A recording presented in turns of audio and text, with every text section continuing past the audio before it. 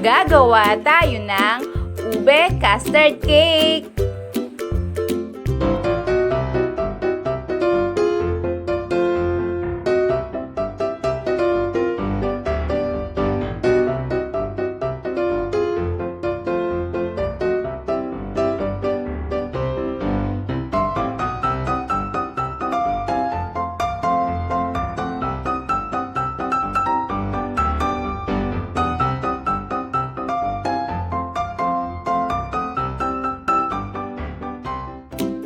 Hello mga palalabs! Palalabs natin sa Pinas at sa ibang bansa. Mag-ingat po tayo palagi. At sa ating mga bayaning OFW, saan man po kayo ng sulok ng mundo naroroon ngayon, mag-ingat rin po kayo palagi, lalo na at malayo kayo sa inyong mga pamilya. Saludong-saludo po kami sa inyo. Ang ating recipe ngayon ay isa sa mga requested recipe ng ating mga palalabs. Lalo na po doon sa mga gusto itong gawing negosyo, panoorin nyo po sana hanggang dulo ang ating video nang sa ganon malaman nyo kung magkano ang pwede nating ipuhunan at magkano rin po ang pwede nating kitain. Mga palalabs, mula po ngayon kapag nagtanong po kayo at hinart ko lang po ito, hindi po ako sumagot, meaning po ang kasagutan ay nasa ating video na. Tara na po at samahan nyo ako hanggang dulo sa pagluluto ng ating no-bake ube custard cake. Para po sa ating custard recipe, mangangailangan po tayo dito ng 5 extra large na itlog. Kung wala naman po kayong extra large, medium or large lang po ang nabili nyo, gawin nyo po itong 6. At kung small naman po, gawin nyo po itong 7 piraso. Ang isa po sa sikreto para ma-achieve po ang smooth textured at walang butas-butas na custard or leche flan, hahaluin lang po natin ito mula sa itlog hanggang sa ito ay ating isalang ng dahan-dahan. Iiwasan po nating mag-create ng mga bubbles. Then, mag-add naman po tayo ng 370 ml ng evaporated milk. Ang gamit ko po rito ay Alaska, pero pwede po kayong gumamit ng kahit anong evaporated milk na available sa inyo. At haluin po uli natin ito ng dahan-dahan. Then, mag-add naman po tayo ng 300 ml or 390 grams ng condensed milk. Kahit ano po uling brand ay pwede, pero ang ginamit ko po dito ay Dorine. At haluin po uli ito ng dahan-dahan. Then maglagay po tayo ng 1 teaspoon ng vanilla. Kung wala naman pong vanilla, 1 pirasong kalamansi na lang po ang ipiga natin dito. Mga palalabs, may nabili po ako sa aming palengke na ganitong klase ng vanilla, 350 ml na, 30 pesos lang. Sobrang mura, 'di ba? Kumpara mo doon sa mga branded na vanilla. At ang kagandahan pa, wala po siyang aftertaste na parang nalalasahan mo yung sa mga palamig.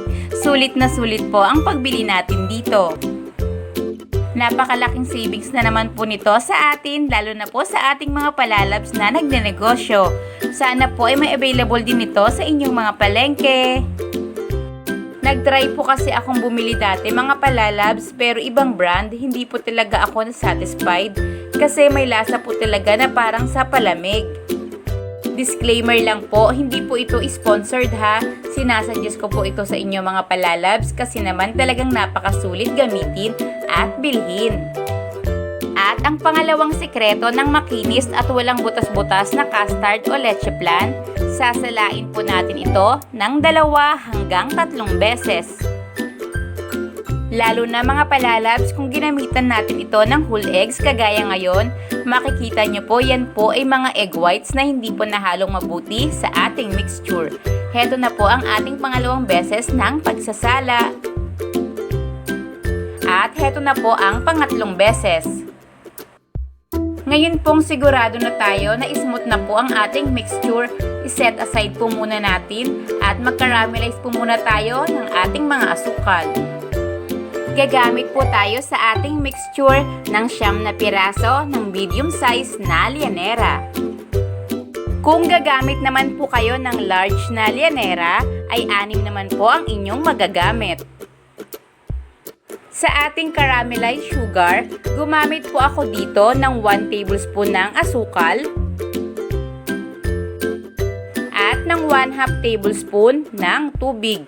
Pero I suggest na gawin nyo na lang pong 1/2 tablespoon ng asukal at 1/4 tablespoon ng tubig. Then, lulutuin po natin diretso ito sa ating kalan na may mahinang lakas lang po ng apoy hanggang sa ito ay mag-caramelize at mag-golden brown. Iwasan lang po nating masunog ang ating caramelized sugar. After po natin itong mamelt, siguraduhin lang po natin na lahat po ng parte ng ilalim ng ating lyanera ay malagyan ng caramelized sugar. Then, kapag ito po ay malamig na, maglalagay po tayo dito ng 1/2 tablespoon ng ating custard mixture. Habang lumalamig po ang ating caramelized sugar, mapapansin nyo po na medyo magbibiyak-biyak ito. Normal lang po iyan ha, huwag po kayong magtataka. Basta make sure lang po na bago natin ilagay ang ating custard mixture, malamig na po ang ating caramelized sugar. Then, iset aside po muna natin ito. Gawin naman po natin ang ating ube chiffon cake. Magsala naman po tayo ng 1 1/4 cup ng all-purpose flour o ng cake flour. Heto lang po ang dalawang klase ng harina na pwede kong maisuggest sa inyo na pwedeng gamitin sa ating chiffon cake. Naglagay na rin po tayo ng 1/2 cup ng ating white sugar at ng 1/2 tablespoon ng baking powder. Ang gamit ko po na brand sa ating baking powder ay Calumet. At naglagay na rin po tayo ng 1/8 teaspoon ng salt. Then, salain na po natin itong mabuti lahat nang sa ganon makasigurado tayo rito na wala na pong buo-buo at hindi po tayo mahirapan sa pag-mix mamaya.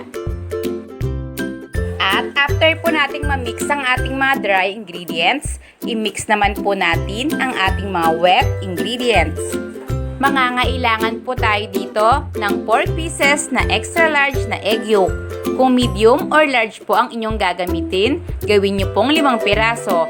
At kung small naman po, 6 na piraso. Then maglagay po tayo ng 1/4 cup ng oil. Kahit anong oil po ay pwede, wag lang po yung mga used oil. I-add na rin po natin ang ating 1/4 cup ng water at ng 1 teaspoon ng vanilla. Then mag-add po tayo ng 2 teaspoon ng liquid ube flavor. Ang aking brand po na ginamit ay ganito ha, ay highly suggest po na ito ang inyong gamitin dahil yung iba pong brand ay na-try ko na, may aftertaste din po at hindi ubeng-ube ang lasa. Disclaimer lang po, hindi po uli ito sponsored. Kung ube powder naman po ang gagamitin nyo, pwede po kayong mag-add ng 1/2 cup ng ube powder, pero mag-add din po kayo ng 1/4 cup ng water. Then, pagsamahin na po natin ang ating wet and dry ingredients. Kung gusto nyo naman po na mas maging dark ang ating ube chiffon cake, pwede po kayong mag-add ng 1/4 teaspoon ng violet food color. Dahan-dahan lang po natin itong i-mix ha, nang sa ganon hindi naman po tayo mag-create ng maraming bubbles at hindi rin po ito ma-overmix. Ngayon pa lang po ay napakabango na ng ating mixture. After po natin itong mahalong mabuti, gawin na po natin ang ating meringue. Make sure rin po na mahalo hanggang sa ilalim ang ating mixture ha. Para naman po sa ating meringue na magpapasoft and fluffy sa ating chiffon cake, ito po yung 4 na piraso ng extra large ng egg whites. Sa umpisa po ay binibit ko po muna ito ng low at kapag ito po ay nagsimula ng magbubbles kagaya nito, nilalagay ko na po sa medium ang ating mixer. At kapag foamy na po na katulad nito, maglagay na po tayo ng 1/2 teaspoon ng cream of tartar. Ginagamit po natin ito para mas ma-stabilize ang ating meringue. Nabibili po ito sa mga supermarket. Pero kung wala naman pong available, pwede nyo po itong palitan ng 1 teaspoon ng vinegar. Ngayon naman po ay high speed na ang ating mixer hanggang sa ito po ay mag-soft peak. Mga palalabs, palambing naman po ha. Please paki-like and share po itong ating video at sa mga hindi pa po nakasubscribe, please pa-subscribe na rin po. Kapag ito po ay soft peak na, mapapansin niyo po yung dulo nitong nasa ating mixer at yung nasa ating mixing bowl. Maglalagay na po tayo dito ng 1/4 cup ng ating sugar. Pero make sure lang po na sa paglalagay ng ating asukal ay dahan-dahan o paunti-unti lang po. Iiwasan po kasi natin na bumagsak ang ating meringue dahil ito po ang magpapa-fluffy sa ating chiffon cake. Again po, nasa high speed na po itong ating mixer ha. Kung wala naman po kayong mixer, pwede po itong gamitan ng wire whisk o ng tinidor. Yun nga lang po talaga ma-exercise ng mabuti ang inyong mga braso. Heto pong aking hand mixer ay nabili ko po sa Lazada nang wala pa pong 300 pesos. Ngayon naman po ay naubos na natin ang lahat ng ating mga asukal. Mapapansin nyo ulit na nag-form pa rin po ito sa dulo ng ating mixer at sa ating mixing bowl. Iwasan nyo rin po na i-overmix ang ating meringue ha. Ngayon naman po ay paghahaluin na natin ang ating chiffon cake mixture at ang ating meringue. Sa paghahalo naman po nito, dahil medyo sticky pa po ang ating chiffon cake mixture, maglagay po muna tayo ng kaunting meringue at haluin po muna natin itong mabuti.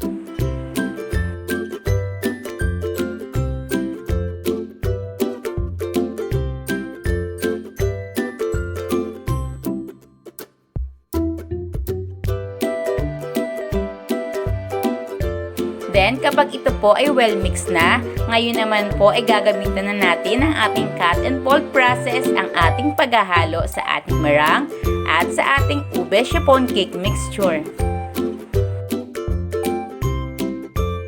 Hatiin lang po natin sa dalawang batch ang natira nating mga meringue. Sa mga nahihirapan nga po palang gumawa ng ating meringue o magpa-steep peak nito dahil po ito sa dalawang kadahilanan.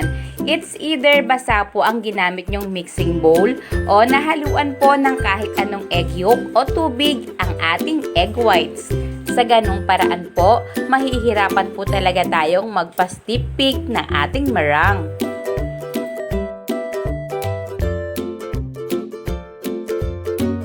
Heto na po ngayon ang last batch ng ating meringue. Haluin pa rin po natin ito ng cut and fold process.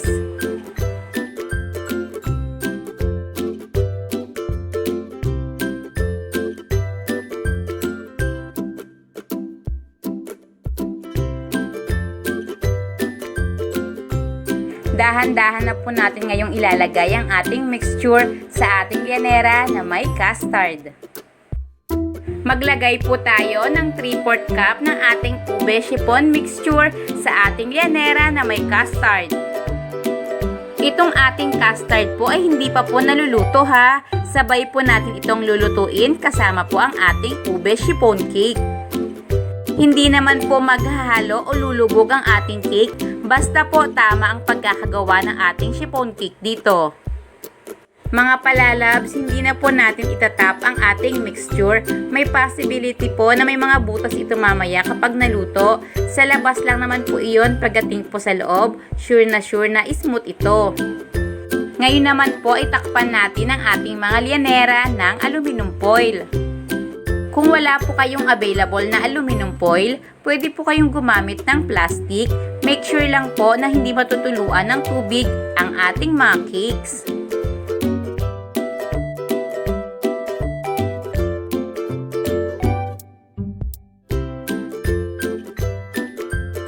Ihanda na po natin ito sa pag-i-steam.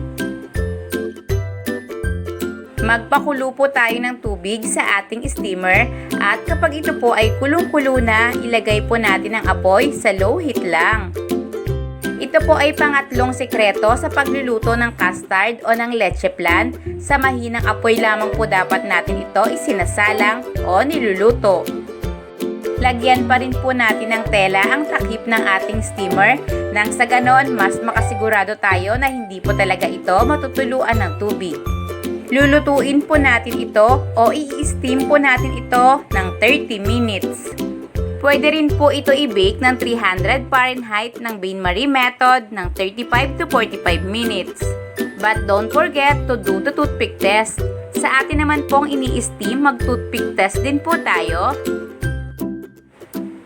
Kapag hindi na po basa ang ating toothpick na kagaya nito, patayin na po natin ang kalan, pero ibalik po uli natin ang takip ng ating steamer at hayaan po muna uli natin ng 10 minutes nang sa ganon hindi naman po mag-shrink ang ating mga chiffon cake. After 10 minutes, palamigin po muna natin ito ng husto bago po natin ito i-unmold. Sa pag-unmold naman po nito, pwede nating padaanan ng spatula o ng kutsilyo ang gilid ng ating custard cake. Then, dahan-dahan po natin itong itaob sa ating mga container. Gumamit nga po pala ako dito ng container na 500 ml.